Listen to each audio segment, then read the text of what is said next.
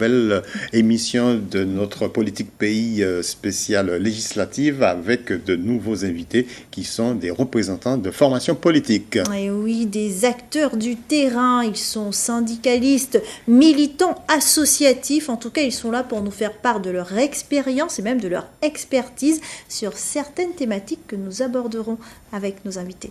Ce soir, nos invités en plateau. Tout d'abord, Ghislaine Joachim-Arnaud. Bonsoir, Madame Joachim-Arnaud. Merci d'avoir accepté notre invitation. Vous représentez ici le mouvement Combat ouvrier qui a investi 4 candidates et candidats. Nous en parlerons tout à l'heure. À côté de vous, Jérémy Ferdinand. Bonsoir, Monsieur Ferdinand. Bonsoir. Qui représente ici le parti politique PIA, co-présidé, comme on le sait, par Marcelin Nadeau et Jean-Philippe Hilord. Et puis à l'extérieur de notre studio, pas loin, avec la technique en visioconférence, tout d'abord, Monsieur Jean-Pierre Jean-Louis. Bonsoir, Monsieur Jean-Louis. Bonsoir, Monsieur Parti. Bonsoir aux invités sur le plateau. Bonsoir, Corinne Joseph. Et bonsoir, la Martinique. Vous êtes un syndicaliste dans le secteur de la santé, puisque vous êtes le secrétaire général de l'organisation Force ouvrière, donc dans ce domaine de la santé. Et puis, il y a quelques encablures de nous, toujours en visioconférence, Rosalie Gachette. Bonsoir, Madame Gachette. Bonsoir, Monsieur Parti. Bonsoir, Jérémy. Bonsoir à tous ceux, Karine, Jean-Joseph et tous ceux qui sont sur le plateau. Et vous êtes la présidente de l'ASOPAMAR. Avec vous, nous allons évoquer dans la seconde partie de l'émission les questions d'ordre écologique. Vous pourrez, à cette occasion, tout comme Monsieur Jean-Louis, interpeller nos invités en plateau à ce sujet. Voilà, bonsoir à tous et surtout merci d'avoir accepté notre invitation. Alors avant de rentrer dans le vif du sujet, un petit rappel assez important sur ces élections législatives. Concrètement, c'est quoi? Alors les 304 000 électeurs et électrices sont appelés à élire les 4 députés de Martinique sur les 577 que compte l'Assemblée nationale. Et 4 députés en Martinique, d'ailleurs, c'est le même chiffre depuis 1988, les plus anciens s'en souviennent, mais avec de nouvelles circonscriptions taillées depuis 2002. Et la première circonscription est appelée celle du centre ou du centre atlantique, les deux appellations valent, mais officiellement c'est la première circonscription qui comprend les communes du Lamentin, du Robert, du François, de Trinité et du Gros-Morne. La deuxième circonscription, eh bien, c'est peut-être la plus peuplée, c'est celle du Nord avec 17 communes, alors avec une ligne reliant Schellcher, en passant par Sainte-Marie, puis Saint-Joseph. Mentionnons également la troisième circonscription qui est limitée aux limites de la commune de Fort-de-France, donc Fort-de-France constituant la totalité de cette troisième circonscription. Et enfin la quatrième, c'est celle du Sud, elle est constituée par 11 communes avec une ligne qui va de Ducos, qui passe par le Vauclin et enfin par le Saint-Esprit. Voilà donc pour cette présentation concernant les futures élections législatives. Place au débat maintenant avec une première partie consacrée à cette crise sanitaire et à son impact en tout cas sur l'action publique.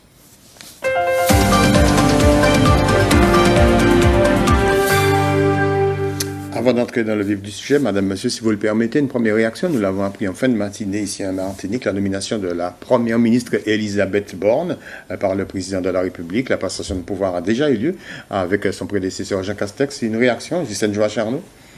Eh bien, je ne compte pas sur elle pour changer la vie des travailleurs et de la population laborieuse, parce qu'elle est au service d'un ordre bourgeois. Elle est désignée par M. Macron, qui est un président de la République qui a été rejeté par la population laborieuse. Donc non, comme d'habitude, on comptera sur notre force collective, ce que les travailleurs sont prêts à faire. Jérémy Ferdinand. Tout d'abord, je suis heureux que ça soit une femme, mais je rejoins Mme Joachim-Arnaud. Je ne pense pas que cela changera grand-chose. Elle est élue d'un gouvernement, en fait, elle est nommée par le président de la République, donc elle est dans ce gouvernement qui a clairement dessiné sa ligne dirigeante. Donc par conséquent, je dis à tous ceux qui vont subir la politique de rester véatifs et nous allons devoir nous mobiliser, quoi qu'il arrive, si ce gouvernement ne change pas, pour que nos droits soient respectés. Et bien justement, nous allons parler du droit à la santé et puis également de la transition écologique, mais tout d'abord, Combat ouvrier et PIA. Quelles sont vos motivations? Pourquoi vous présentez-vous aux élections législatives? Combat ouvrier, c'est une petite organisation, en même temps une organisation qui existe depuis quand même quelques dizaines d'années. Notre ambition, c'est d'apporter notre contribution à la population laborieuse, à la jeunesse, à tous ceux qui rejettent la société actuelle. Sa base économique, c'est le système capitaliste. Et nous croyons qu'il n'y aura pas de changements fondamentaux dans cette société avec le maintien de ce système en place. Nous sommes des communistes révolutionnaires. Nous partageons peut-être certaines choses avec PIA, mais ils sont nationalistes. Nous ne sommes pas nationalistes. Nous sommes internationalistes. Nous voulons transformer par une révolution le système actuel. Et c'est l'Assemblée que vous allez le faire ? Pas du tout. L'Assemblée, c'est comme, si vous voulez, les salariés qui représentent leurs collègues dans les instances représentatives du personnel, ils n'ont pas le pouvoir de décision. Ils ont le pouvoir de représenter leurs collègues.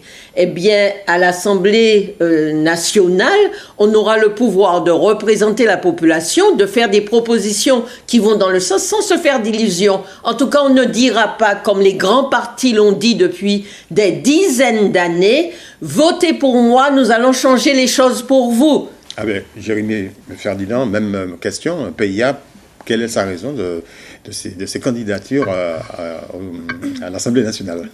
Donc nous sommes motivés réellement par le quotidien des Martiniquais. Que ça soit le quotidien écologique, nous verrons par rapport à la question de Mme Gachette, présidente de la SOPAMA, mais aussi de la réalité sociale.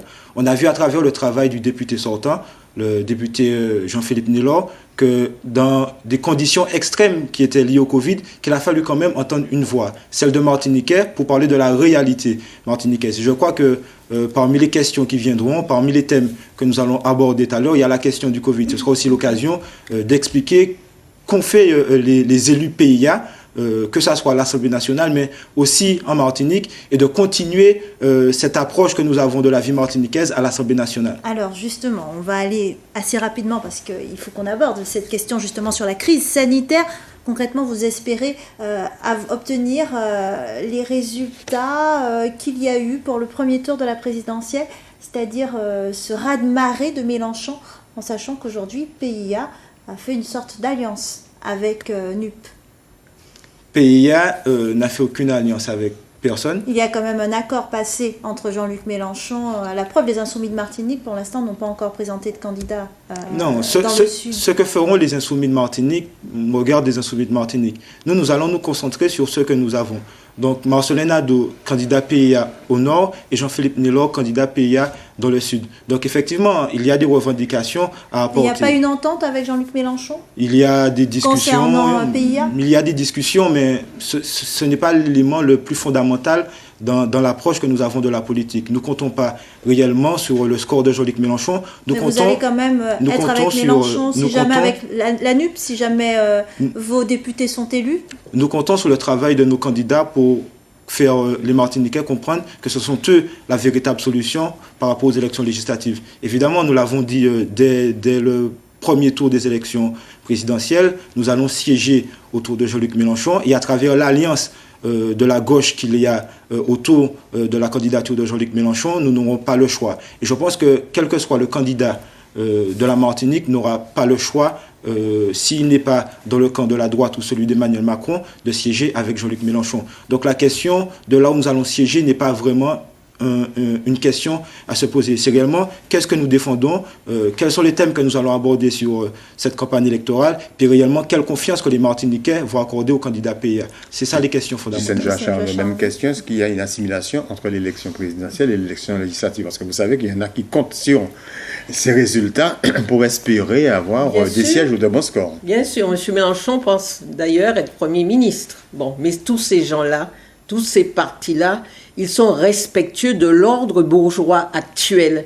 Et donc, il n'y aura pas de changement avec eux. Donc, nous, si nous sommes élus d'ailleurs, ça voudra dire quelque chose d'important. Ça signifiera que dans la population martiniquaise, il y a un grand nombre de personnes, de travailleurs, de jeunes, de moins jeunes, qui se reconnaissent dans nos idées et qui pensent que le système capitaliste actuel, ce système économique-là, il faut le renverser. C'est ça qu'ils exprimeront au travers de leur vote. Mais ils ne diront pas « nous avons voté pour ces députés parce qu'ils vont changer pour nous et à notre place ». Ils compteront sur leur lutte pour le faire. Donc, le problème pour nous n'est pas de renforcer tel ou tel courant. Nous ne voulons pas contribuer à créer des illusions dans la population laborieuse.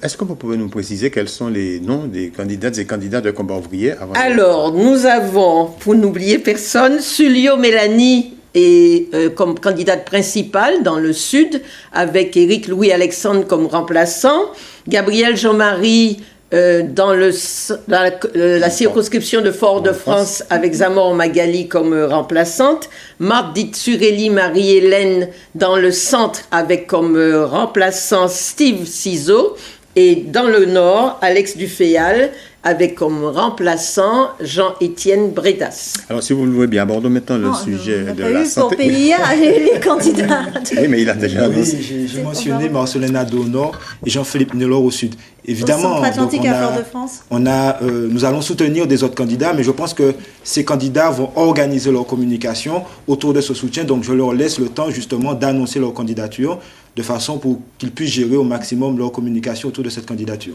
Alors, nous allons rejoindre dans quelques instants Jean-Pierre Jean-Louis, secrétaire général de Force ouvrière santé, mais tout d'abord quelques précisions et parmi les différents sujets de préoccupation qui nous ont bien percutés durant ce dernier quinquennat, il y a la question de la santé, notamment avec la pandémie depuis plus de 2 ans maintenant, et avec un phénomène qui inquiète en particulier. L'INSEE vient de publier il y a quelques jours, c'était la semaine dernière, les chiffres de la mortalité et qui révèlent une surmortalité, c'est-à-dire maintenant un nombre de décès anormalement élevé dû à la pandémie dans toute la France, mais en Outre-mer également, une forte surmortalité due au virus durant le second semestre de 2021, comme nous le voyons de suite avec ces éléments réunis par vous, Corinne.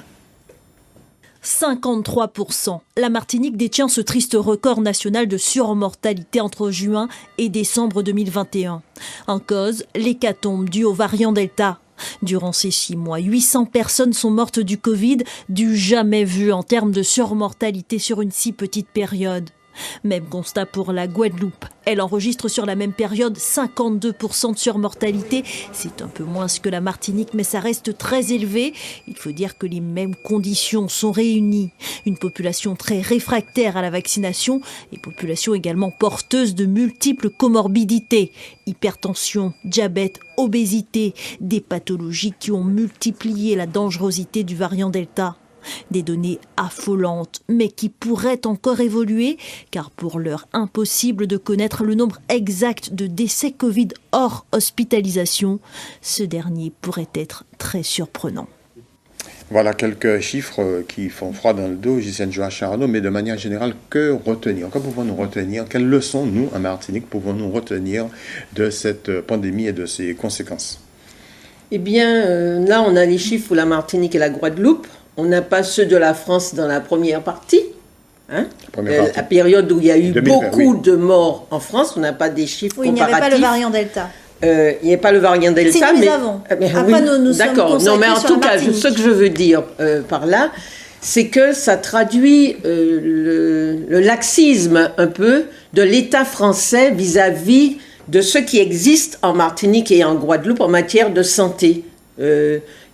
Il n'y avait pas d'un certain nombre d'appareils, il n'y avait pas de respirateurs, on n'a pas réfléchi à une politique de prévention avant, il n'y avait pas le matériel élémentaire pour se protéger. Et donc, un certain nombre de morts se sont produits à cause de ce laxisme de l'État français. Il y a eu aussi le fait que un certain nombre de scientifiques en Martinique ont été opposés à une alternative à la médication et ils ont préféré ignorer ce que leurs confrères proposaient.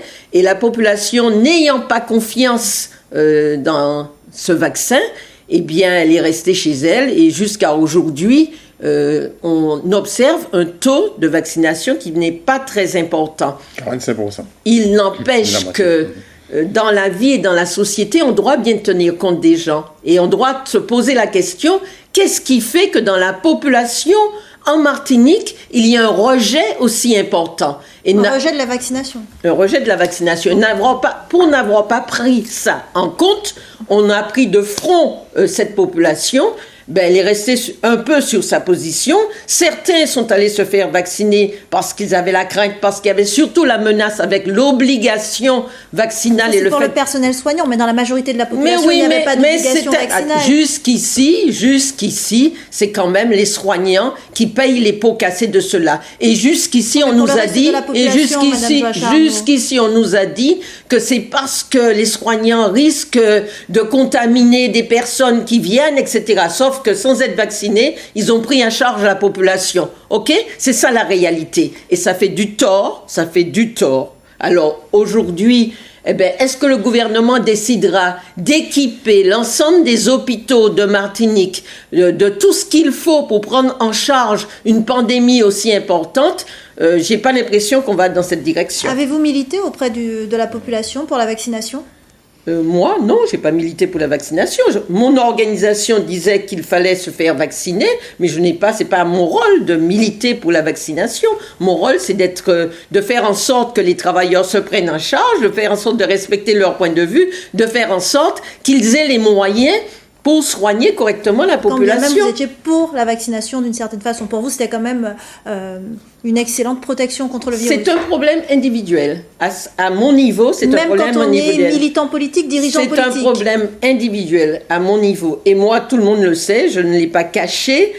Bien que je me sois fait vacciner, j'estimais qu'il fallait tenir compte de la population, de ce qu'elle pensait, de la crainte qu'elle avait, parce que ça correspondait à quelque chose. N'oublions pas qu'en Martinique, nous sommes tous empoisonnés avec une molécule qu'on a répandue en Martinique qu'on ne devrait pas utiliser. Et qu'aujourd'hui, s'il y a autant de gens qui ont le cancer en Martinique, c'est bien aussi lié à cela. Donc, il faut tenir compte des sentiments de la population. On ne peut pas marcher comme ça sur la population. Il faut prendre ça en compte. Et à mon avis, les autorités n'ont pas pris ça en compte. Jérémy Ferdinand, même question. Donc, avant de donner mon point de vue, je tiens quand même à manifester mon soutien envers toutes ces familles qui ont perdu des membres chers et je déplore considérablement la tournure de cette pandémie. Je rejoins Mme Joachim Arnaud. Il est trop facile, selon moi, de rejeter la faute sur la population martiniquaise. Entre les discours divergents du début de la pandémie, le discours qui consistait à dire que non, ne vous inquiétez pas, la pandémie ne viendra pas en France, ce que tout le monde savait qui était faux. Le discours qui consistait à dire que le masque n'était pas obligatoire. Sur votre plateau, j'ai vu un responsable d'une grande institution de l'État fustiger 2 infirmières dans la rue parce qu'elles portaient leur masque.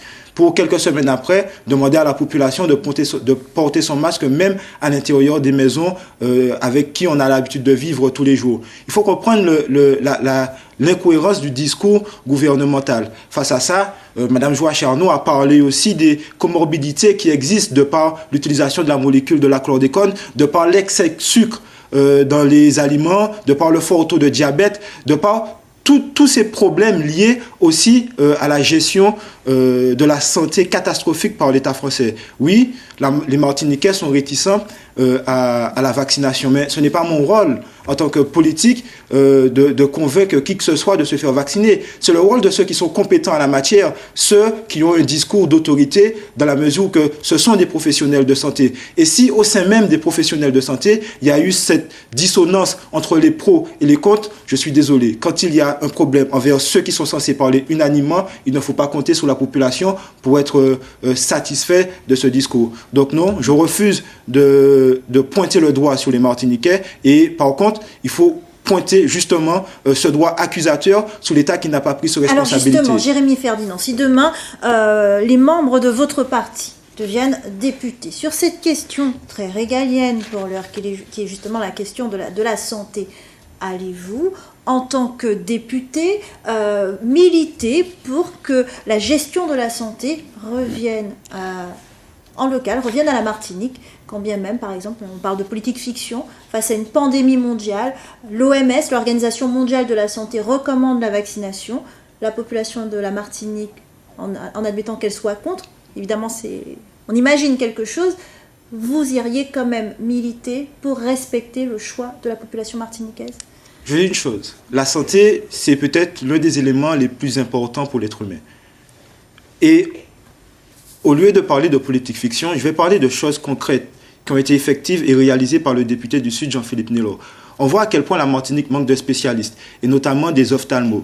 À travers son action, le député Jean-Philippe Delors a permis à 2 ophtalmos d'exercer dans le sud de la Martinique et en ayant même accès au bloc opératoire. Ça, c'est quelque chose de concret que font les députés. Oui, on peut se poser la question sur la question de la gestion de la santé, mais je n'aborde pas les choses comme ça. Je dis que la santé est dans les mains de l'État. Il faut que l'État prenne ses responsabilités. Et les décennies de suppression de lits, les décennies de mais en tant que député, clausus, est-ce que justement, ce sont des choses que vous allez essayer d'améliorer, demander justement que ce pouvoir au niveau de la santé revienne aux mains des élus martiniquais si demain on demandera à l'État de prendre l'entièreté de ses responsabilités concernant la sécurité et la santé des Martiniquais. Il est trop facile de se dire que du fait que l'État n'obéisse pas à ses responsabilités, de charger les élus locaux. Non, l'État a des responsabilités que l'État doit prendre jusqu'au bout. Quand on est élu martiniquais, et c'est de fuir ses responsabilités, il y a des autorités qui tiennent à le redresser. Il faut que l'État se redresse lui-même de façon pour que l'État puisse prendre ses responsabilités en charge et notamment concernant la santé de ses administrés. L'État est responsable, il faut que l'État aille jusqu'au bout de ses responsabilités. Même question pour vous, Ghislaine Joachim-Arnaud. Si toutefois Combat Ouvrier a des députés, est-ce que vous agiriez pour que le domaine régalien de la santé, jalousement gardé par l'État avec parfois des leçons de morale aux élus locaux qui ont pris en charge les carences de l'État en Martinique, mais dans toute la France, est-ce que vous demanderiez que les institutions locales aient plus de pouvoir en la matière? Alors, vous avez dit, si jamais les candidats de Combat Ouvrier sont élus. Alors, je dis, c'est une possibilité. Cette possibilité n'existerait que si, dans la population, là, dans cette période, il y a déjà un certain nombre de membres de la population qui se prennent en charge, qui s'organisent, qui se mobilisent, qui montent au créneau, qui disent non, qui revendiquent, mais qui mènent un certain nombre de luttes, qui sont déjà en lutte. C'est dans ce cas de figure seulement que nous pourrions avoir des élus. Nous n'imaginons pas d'avoir des élus de Combat Ouvrier dans un contexte où il existerait une platitude. Pour vous, c'est l'état du contexte actuel ? C'est un peu l'état du contexte actuel, mais sauf qu'aujourd'hui, nous faisons appel à la conscience de la population laborieuse. Nous disons qu'il faut un sursaut de conscience. Il faut que ceux dans la population qui ont critiqué la politique de Macron et qui, malgré tout, se sont servis du bulletin de Le Pen pour exprimer leur opposition à Macron, nous pensons que cette position, elle est un peu dangereuse parce que Le Pen, il ne représente pas les intérêts de la population laborieuse. Le Pen est truffé de gens qui sont racistes, ce sont des gens qui étaient contre la reconnaissance de l'esclavage comme crime de l'humanité. C'est des gens qui divisent le monde ouvrier, qui remontent les ouvriers martiniquais ou français contre les immigrés. Nous n'avons rien contre les Sainte-Luciennes, les Dominicains et les Haïtiens. Nous sommes une seule et même classe sociale, même si nous avons des origines de différents coins de la terre. Alors, pour revenir à votre question... Juste une parenthèse, vous êtes une des seules responsables politiques qui s'est exprimée ainsi sur le vote Le Pen à Martinique, parce que la plupart des responsables politiques, silence radio, ils n'ont pas dit rien, ils n'ont pas serré. Ah, ça c'est problème, ça c'est problème. Nous qu'a dit ça, nous qu'a pensé. Nous qu'a dit ça, nous qu'a pensé, et en les problèmes là, nous qu'a dit clairement ça, nous qu'a pensé. Maintenant, par rapport à Saoudi, ça vrai... La CTM, est-ce qu'il faudrait que la CTM ait plus de pouvoir? Je dis la CTM parce que c'est l'institution la plus importante. Est-ce que la CTM devrait avoir plus de pouvoir en matière de santé publique, achat de médicaments, orientation de la formation? Nous les anti-États miséreux ou misérables, est-ce que c'est ça nous les? Si nous les changeons en bagaille dans la santé, ça veut dire que nous paraît pour faire ces gros tchaplas, ces gros modans, ces mounons qui n'y ont l'eau l'argent payé. Or, il n'y a pas qu'à payer ces mounons-là. Et même l'État français qui a fait rôle dépenser l'argent pour la santé, mais c'est pas l'État français qui a dépensé, c'est la population laborieuse, puisque c'est eux qui a payé cotisation et c'est budget l'assurance maladie qui a fait fonctionner les hôpitaux. Alors, on croit que c'est l'État français, ça pas vrai, c'est pas l'État français, c'est l'assurance maladie. Alors, tout de suite, on va rester dans le domaine médical. Nous avons avec nous Jean-Pierre Jean-Louis. Vous êtes le secrétaire général du syndicat de la santé de Force ouvrière. Bonsoir, monsieur Jean-Louis. Merci d'être avec nous. Bonsoir, Joseph. Merci de m'avoir invité. Alors, voilà. Vous avez sur le plateau 2 représentants de partis. chacun, ils accompagnent des candidats qui se présentent aux élections législatives. Vous qui êtes dans ce domaine, au cœur de cette santé martiniquaise, quelles seraient les questions que vous pourriez leur soumettre? Moi, les questions qu'il fallait les soumettre, c'est-à-dire que moi, je suis remonté contre nos politiques. Moi, je n'ai pas la langue de bois. Je suis remonté contre notre politique et je suis remonté contre ceux qui nous dirigent à 8000 km. Parce que c'est vrai que la santé, elle est régalienne. Mais nos politiques martiniquais n'ont pas assumé leurs responsabilités à ce niveau-là. On s'est retrouvés seuls à se battre, personnel hospitalier, syndicats. On n'a entendu aucun homme politique monter au créneau pour dire que, effectivement, que les syndicats avaient raison de manifester leur colère contre un président de la République qui nous insulte, qui s'adresse mal à la population martiniquaise, quand il se permet de dire qu'il va emmerder les non-vaccinés. C'est quoi ce langage inadapté? C'est inadmissible. Je n'ai pas entendu un politique monter au créneau pour prendre la défense de la population martiniquaise. Quand il s'est agi de faire rentrer les bateaux de croisière, personne n'est monté au créneau. Quand il s'est agi de faire rentrer les gros porteurs en Martinique alors que nous étions déjà envahis, où les gens ne faisaient pas de tests et rentraient en Martinique comme si de rien n'était, comme si ça n'existait pas. Donc moi, j'estime qu'à chacun ses responsabilités. Effectivement, la santé est régalienne, mais nos hommes politiques et nos femmes politiques avaient le devoir de prendre la défense de la population martiniquaise, de protéger cette population-là. Je veux bien croire qu'elle est régalienne, mais quand on est politique, on doit défendre sa population, parce que la population est en grande difficulté, particulièrement la population hospitalière, parce que ça fait 2 ans et demi qu'on se bat contre un virus exogène avec des moyens endogènes. C'est vrai que l'État n'a pas assumé ses responsabilités.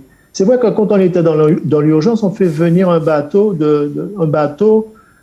au lieu de faire entrer le matériel par un avion qui prenait 8 heures de temps, au lieu de faire un bateau qui prenait 2 semaines pour arriver en Martinique, et des bateaux qui étaient vides.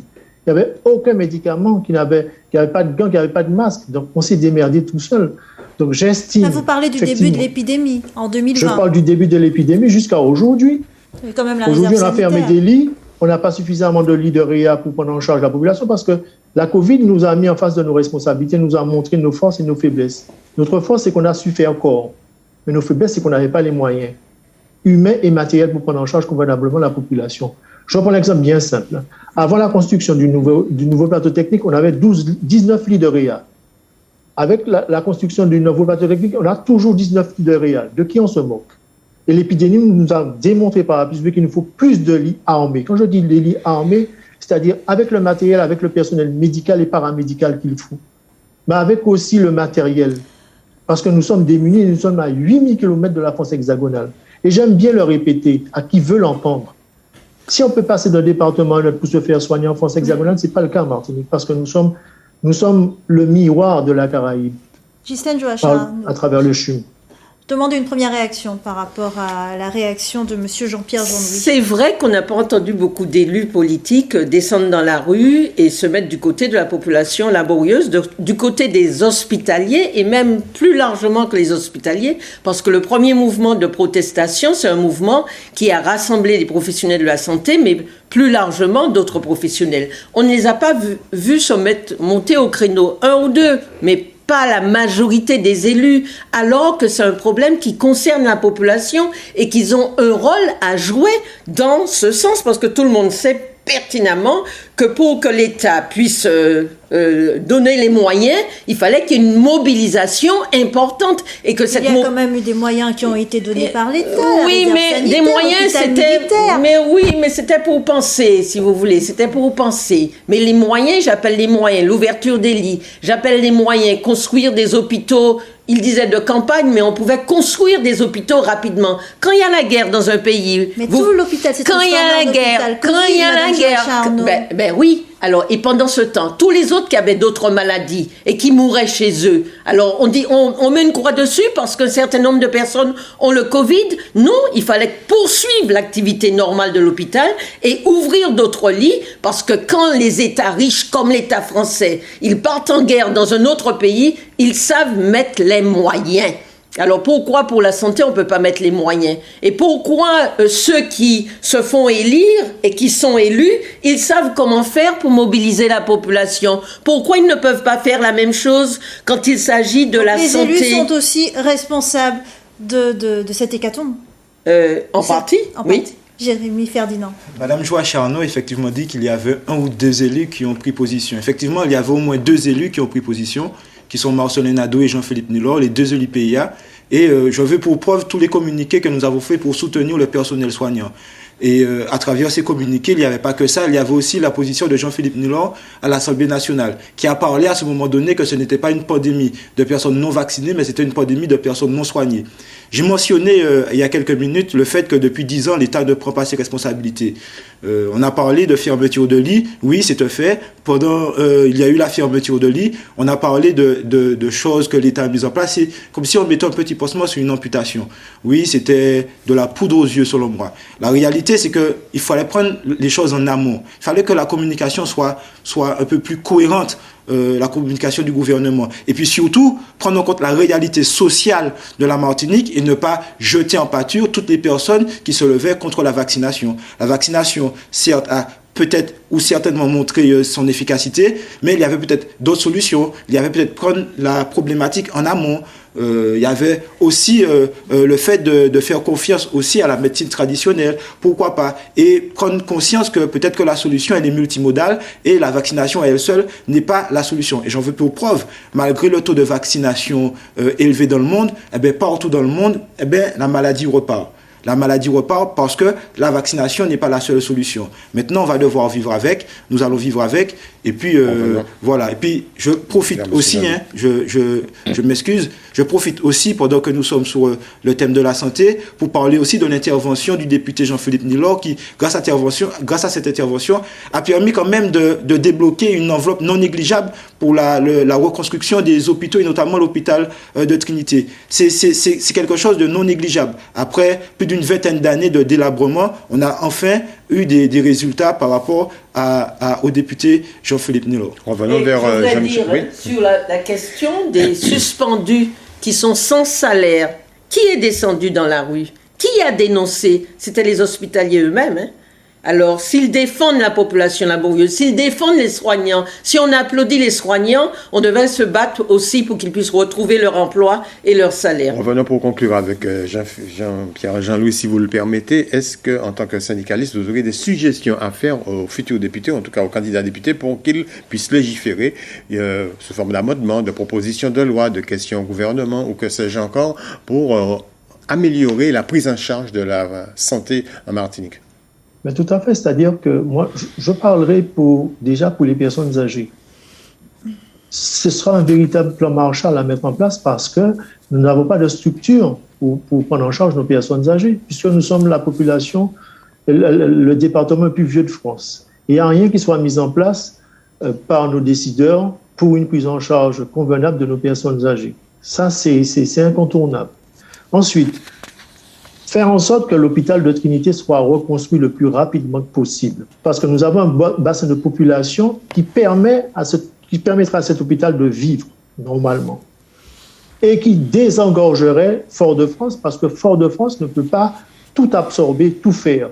C'est important que l'hôpital de Trinité soit reconstruit le plus rapidement possible. Et c'est aussi l'attractivité, mais aussi des embauches. Donc, on a du 3 en 1. À partir du moment où on arrive à mettre en place cette reconstruction, on va embaucher, c'est un mieux-être pour le personnel et c'est un mieux-être aussi pour les patients. Donc, il est très important de se pencher sur ces deux problématiques-là. Et concernant aussi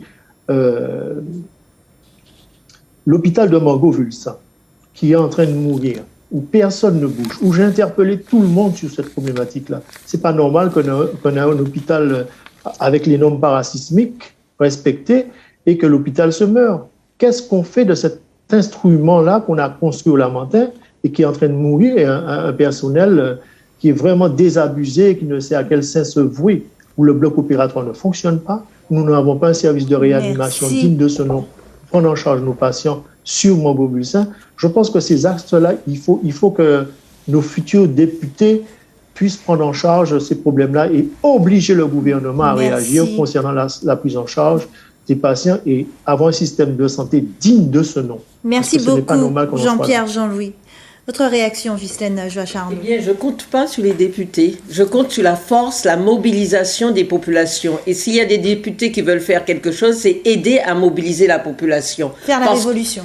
Non, je ne dis pas ça, c'est vous qui le dites. Je suis pour la révolution, mais je ne me fais pas d'illusions. La révolution ne va pas se faire comme ça. Il faut qu'il y ait des luttes importantes. Il faut que la population s'engage, se mobilise, descende dans la rue. C'est ça qui nous... Qu'est-ce qui a permis au personnel soignant de ne pas être suspendu tout de suite? C'est bien parce qu'il y a une réaction différente en Martinique que par rapport à la France. Cette réaction, elle venait des luttes des populations, de la population, des salariés des établissements de santé médico-sociaux, mais elle venait aussi d'une fraction de la population qui a apporté sa contribution. Et c'est ça qui nous a permis de faire en sorte que c'est vers février qu'on a commencé, février-mars, qu'on a commencé à suspendre le personnel. S'il n'y avait pas eu ces réactions du personnel hospitalier, eh bien, on serait suspendu dès le 15 septembre comme en France, hein.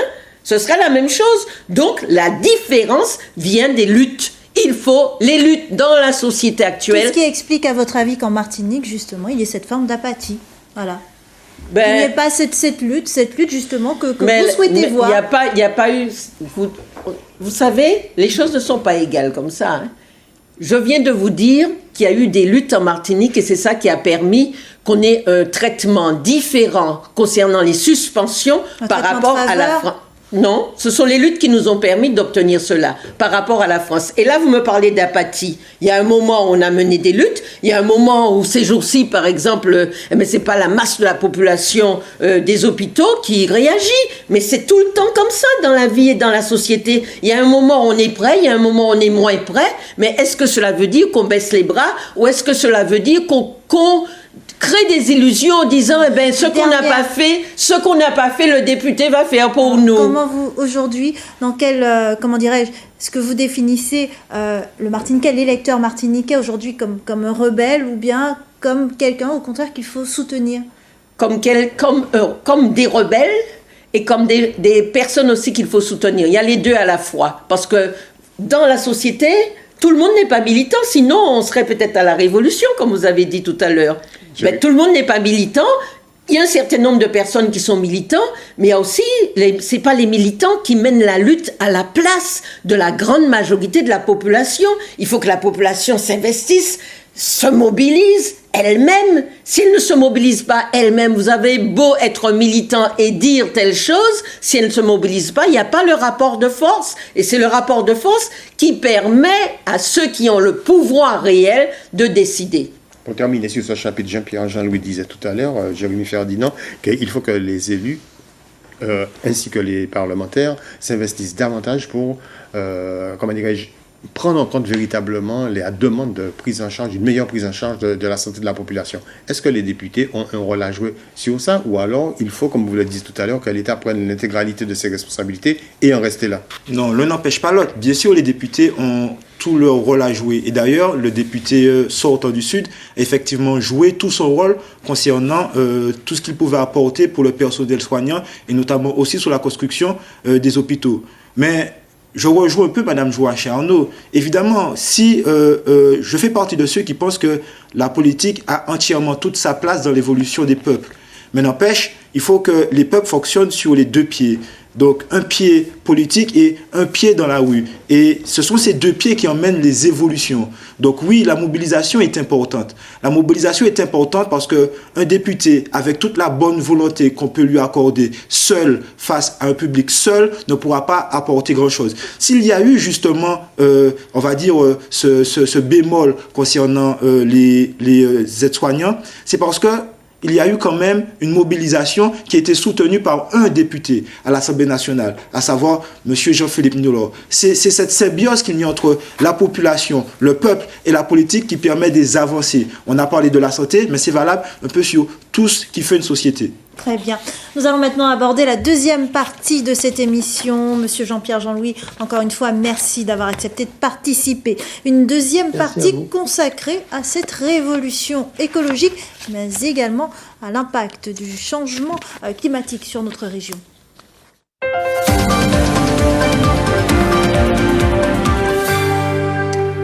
Parmi les très nombreux défis à relever dans le siècle qui vient, si je puis dire, pour être optimiste, celui de la transition écologique, la production d'électricité, nos changements de mode de vie, la manière de nous déplacer, la manière de vivre tout simplement. Et parmi les problématiques qui sont les plus prégnante aujourd'hui, l'érosion du littoral. Certains experts prédisent que d'ici la fin de ce siècle, la Martinique va perdre 5% de sa superficie terrestre. 5%, ce n'est pas négligeable. Nous vous proposons d'écouter à ce sujet une interpellation du professeur Pascal Safache, qui est géographe à l'Université des Antilles. Je rappelle que c'est un expert mondialement reconnu en matière d'études et d'analyse de l'aménagement du territoire dans les microsystèmes insulaires comme le nôtre. Aujourd'hui, quelle est la situation?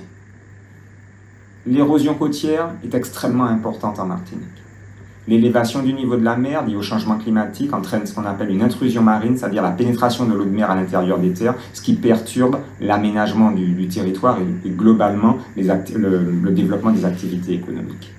Et enfin, troisièmement, les populations subissent une vulnérabilité très importante.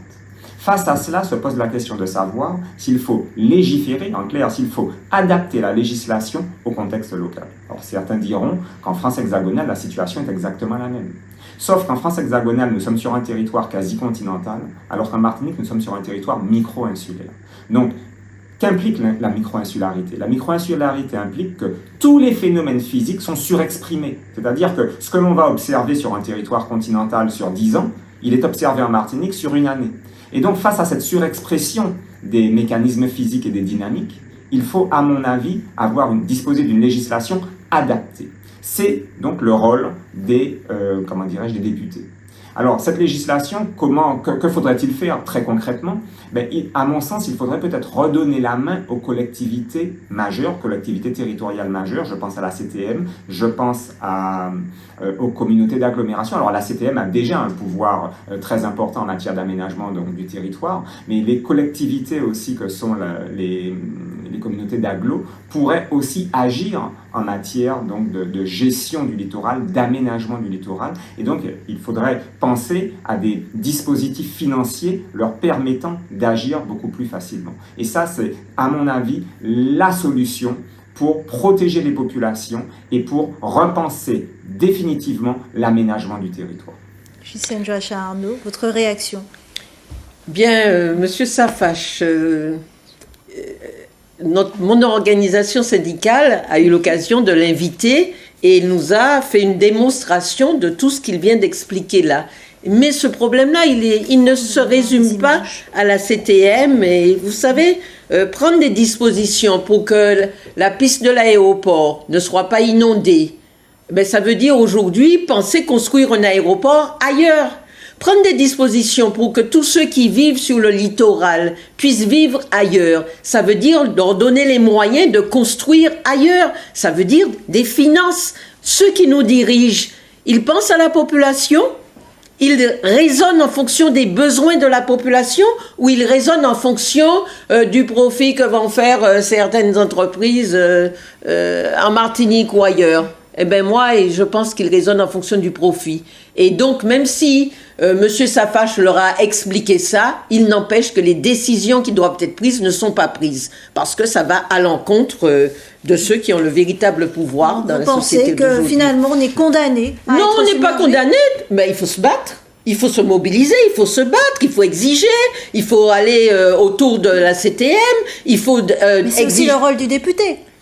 C'est la question qu'on pose. Mais les députés, dans le cadre de débat pour les élections législatives, oui, mais les députés, ils ont une efficacité quand la population est mobilisée. Ils n'ont pas d'efficacité quand la population n'est pas mobilisée. Vous voyez ces problèmes-là des Antilles être pris en compte dans l'ensemble de l'Assemblée des 577 députés en France? Mais non. Les élections, c'est pour défendre ses idées, pour défendre son programme, pour que la population puisse dire on est d'accord, pour vérifier tout cela. Et si la population se mobilise et est d'accord avec cela, je sais qu'on a déjà pris le chemin pour changer des choses en Martinique. Mais si la population attend, le député va faire pour nous, ah, monsieur ni l'ont pas fait, ah, monsieur tel pas fait, ah, madame tel pas fait, c'est ni on ni l'autre qui fait, c'est nous qui pour faire, c'est nous qui pour doubout, c'est nous qui pour mobiliser, c'est nous qui pour comprendre que si nous n'y fausse, travail dans le pays.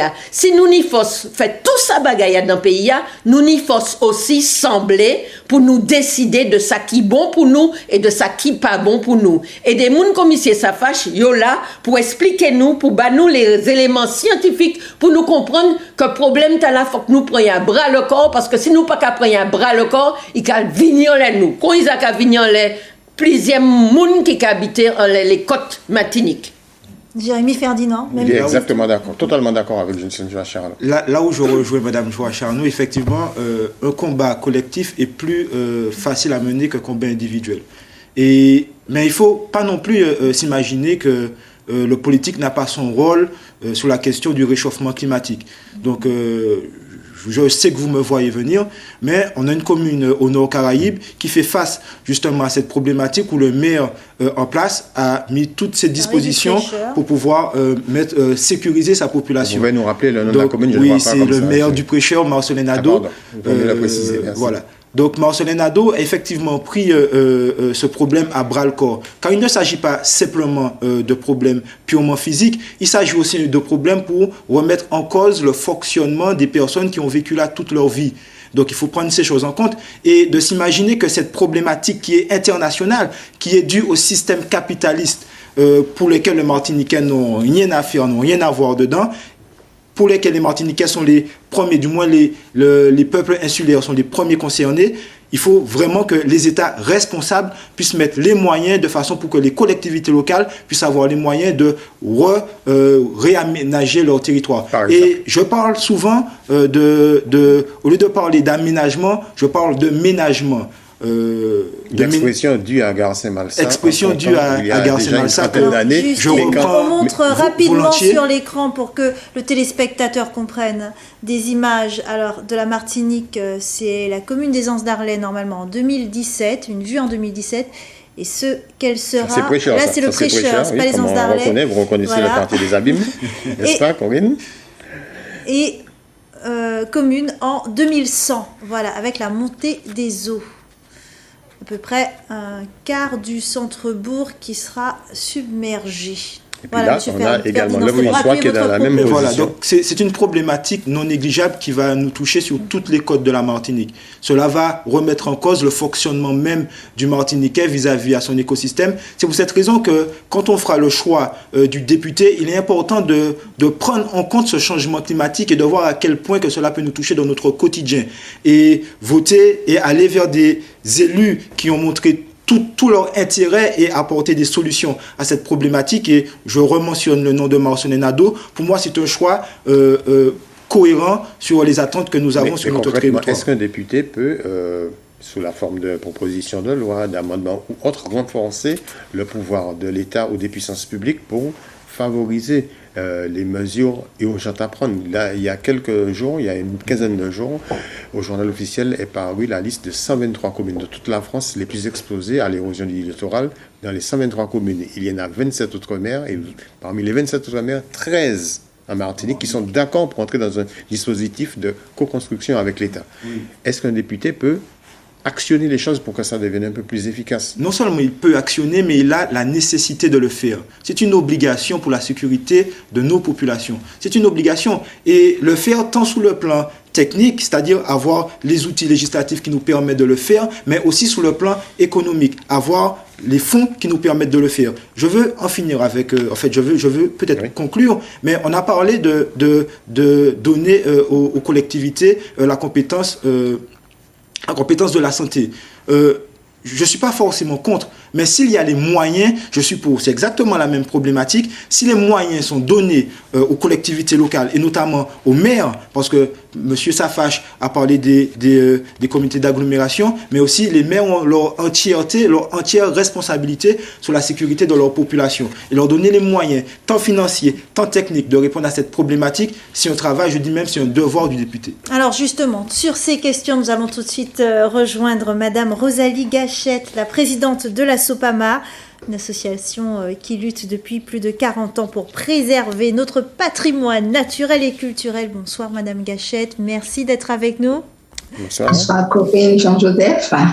Alors, je sais que vous avez préparé 2 questions pour nos invités, 2 questions justement qui concernent leur futur rôle de député si jamais les membres de leur parti sont élus.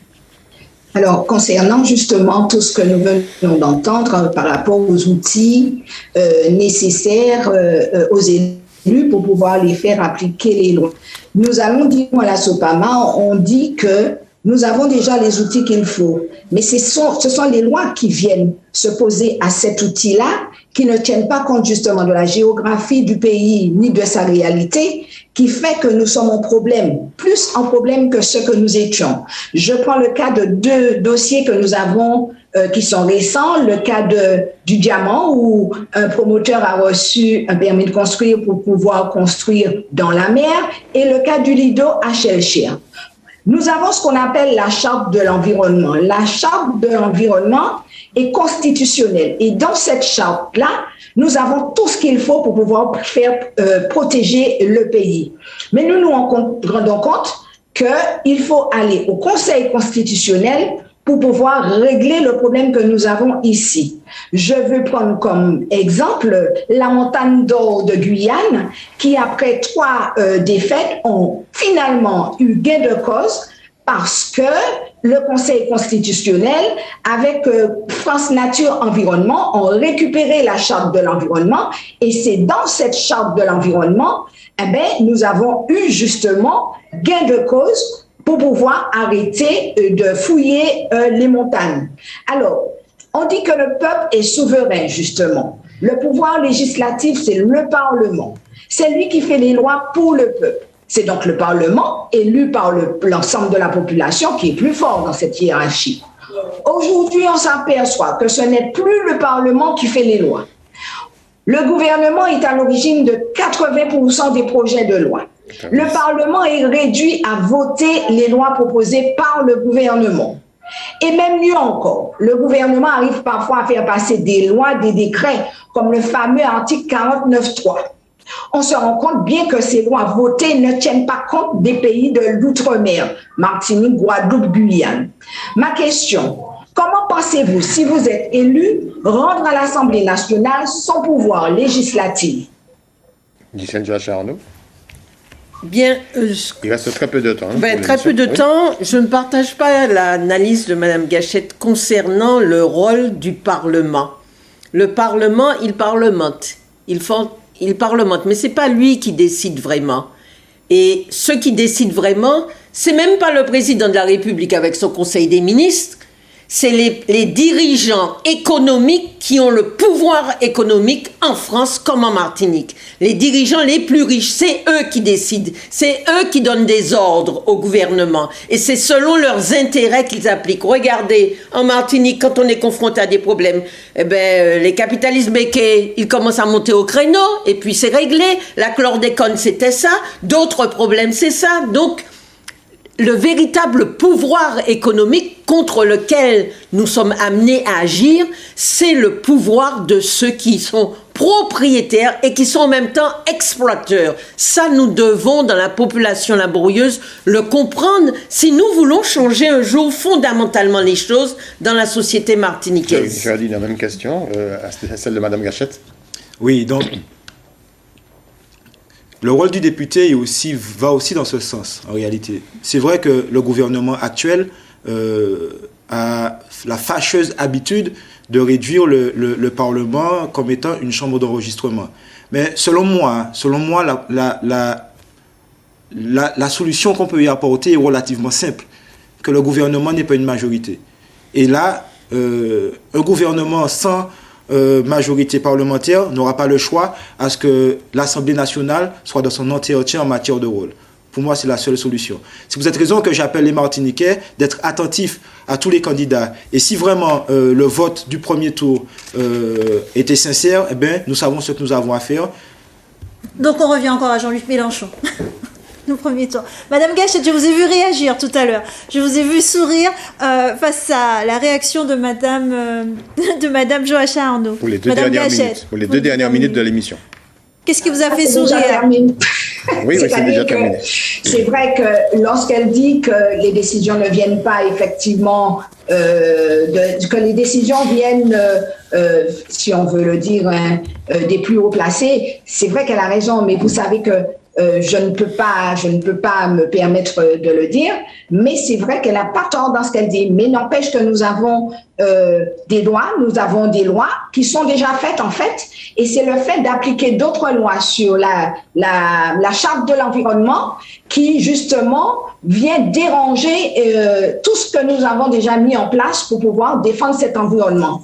Et vous allez voir que si nous arrivons à faire respecter par les élus qui sont déjà en place, par la CTM, cette charte de l'environnement, les choses iront pour le meilleur de la Martinique. Merci beaucoup, Madame Rosalie Gachette, pour votre intervention. Merci beaucoup.